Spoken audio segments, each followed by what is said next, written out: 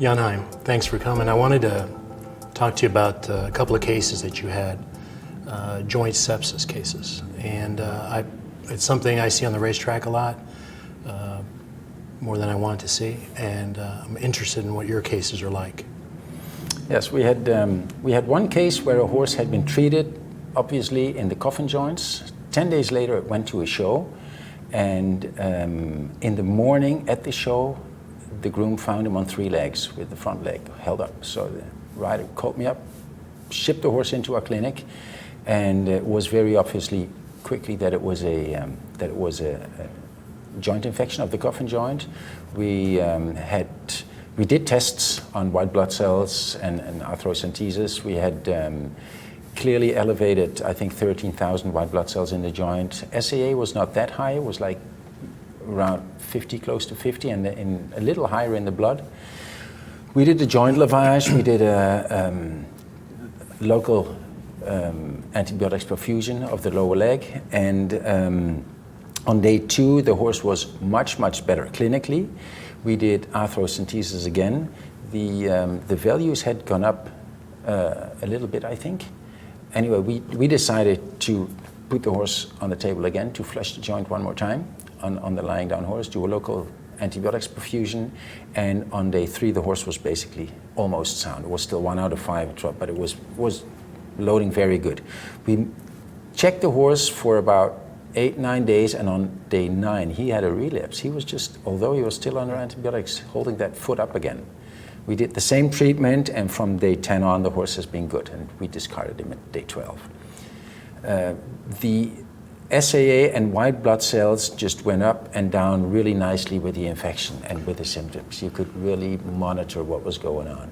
The synovial white count and the synovial SAA, or blood? The synovial white blood cell count, the synovial SAA, and the blood SAA. And the blood SAA and the synovial SAA were pretty similar, except for day 1. They pretty much had the same curve.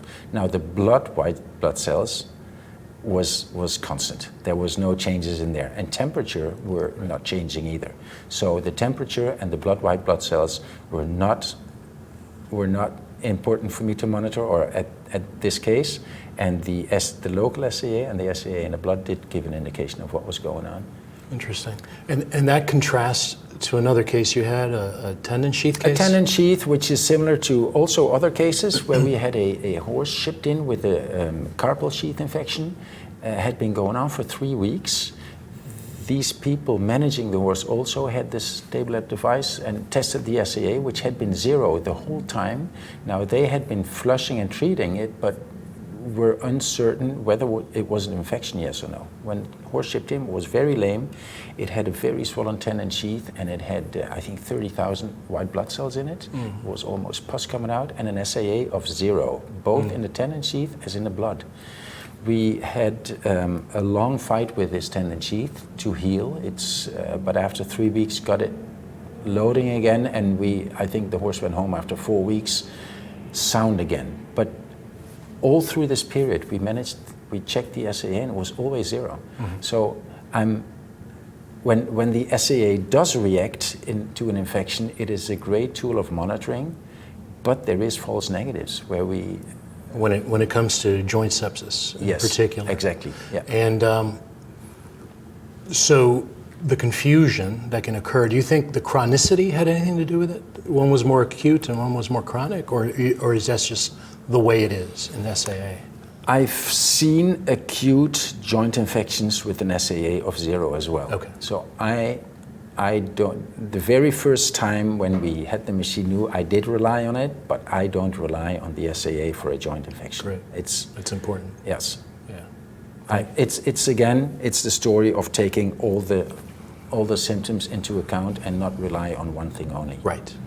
When it is positive, it just gives you a very good monitoring tool, but be aware that there's false negatives. Very helpful.